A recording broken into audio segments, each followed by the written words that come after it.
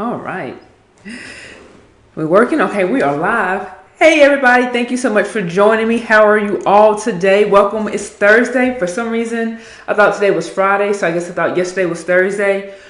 Yeah, so we're all off, but it's all gravy. In the future, our Murray laws will be on Friday at this time, just to so we can have more productive days, and I think more people have a little more flexibility on Fridays. Thank you so much for submitting your questions.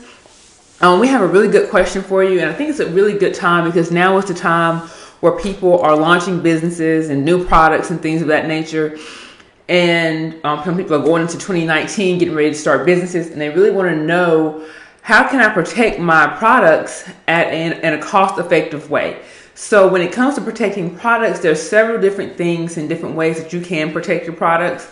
And there's just some information I want you to know, because a lot of these things, well, trademarks and copyrights have common law interest in it. Patents you have to be more careful with because they are time sensitive. But this particular question, it looks like it's related more to trademarks and copyrights. So that's what we're going to talk about today. For those of you who are new to the group and don't know me, hi. Again, I am attorney LaKanya Murray, and I help clients throughout the United States with trademarks, copyrights, and business development. And my firm also does patents. I don't do it personally, but my firm does patents. So yeah, we are the people that you come to when you have these type of questions. So thank you for joining us. So if you are looking to protect your products, you have trademarks, you have copyrights. What trademarks protect are brand identifiers. So if you want to protect the source of your product, meaning that when people see this name or logo or tagline, they think of your business and your specific product, you will need a trademark for that, okay?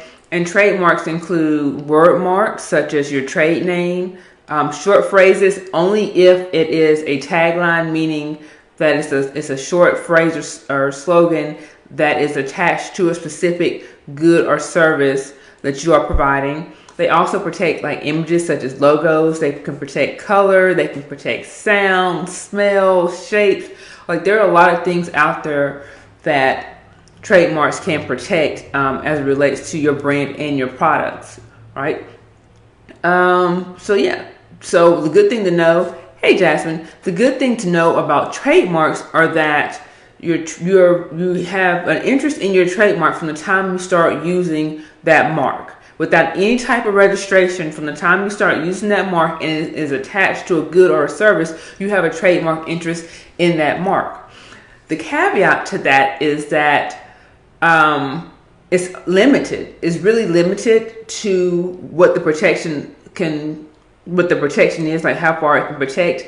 And it can end up costing you more money. Like if you just say, well, I have a common law interest in my trademark, so I'm good, and you wait to file, it can end up costing you more money because someone else can file for that trademark even though you're using it. And when you go to file, now you have to fight the person that's already filed, and it can be a lot more expensive for you. All right, so you do have a common law interest. So what I don't want you to do is to wait. Some people say, well, I'm not going to use this mark. I'm not going to use this mark until I have a registered trademark. Well, when you wait, what happens is you risk the chance of someone either beating you to the punch by using the same or similar name to yours. Because with trademarks, you got to remember, it's not the same. It's either same or similar. So if someone, let's say you came up with a name and it's called, okay, I'm just going to use my trade name. Let's say Off the Mark, right?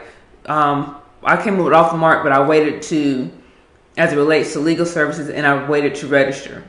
But I kept using it. But then someone else came along and was like, On the Mark. So they're not the same, but they're similar. And if they're in the same class as me, now I have to fight with them to get my trademark back. You see what I'm saying? That's what I mean by same and similar, and that's the risk you run if you wait.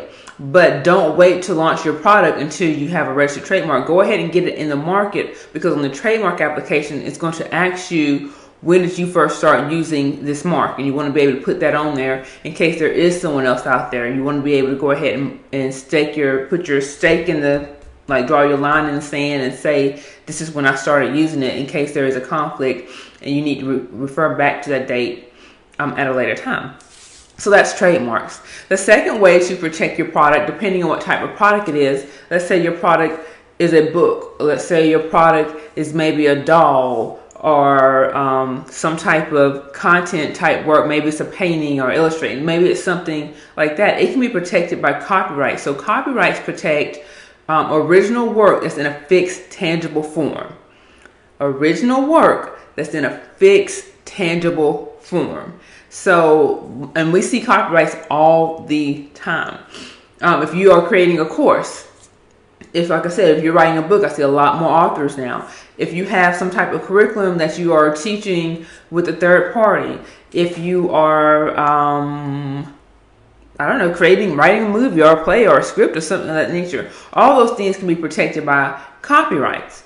And the same thing as with trademarks. When you write something, as soon as you create that content, as soon as it leaves your mind, see, there's no protection while it's up here in your head while you're trying to work it out. But as soon as you take it from your mind to a fixed, tangible form, then you have copyright interest in there. You don't even have to register it, but you want to register it because copyrights are granted through federal law. I just keep it simple, federal law. And if someone ever infringes on your copyright, if you don't register it, then you cannot sue them in federal court. Okay? And if you wait to register it, let's say you create this content, right? And 6 months down the line, someone infringes on it. Now, while you can go and register your copyright so you can bring the lawsuit, now you don't qualify for statutory damages.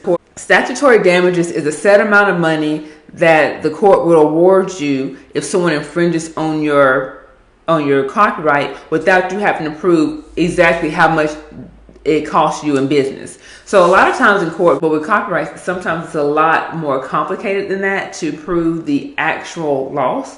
So instead of trying to prove the actual loss, what they would do is say, well, we have a range and we will award you damages in this range based on statutory law, but you can only qualify for that if you have your copyright registered within 3 months of you creating that content or before the infringement happens. So again, just like with trademarks, yes, you do have this common law interest and it's good, but you want to make sure that you are filing and protecting your content as soon as you can. All right. If you want more information about either one of those things, go to our website. Do you guys know that we have a product website? And that product website is 30daystoLaunch.thinkific.com. And on there we have courses. We also have some agreements. And I think I'm going to upload the books. We also have a book, How to Protect Your Brand When You're Just Starting Out and Low on Cash, which should be an additional resource for those who need trademark help. And then, of course, with our courses, we have a trademark course and we have a copyright course to give you more information on copyrights and tell you how you can actually protect that work. Excellent question. If you have a question that you want me to answer on next week's Murray Law, on a future Murray's Law, make sure you drop it in the comments, send me a DM or email me. All right? Take care.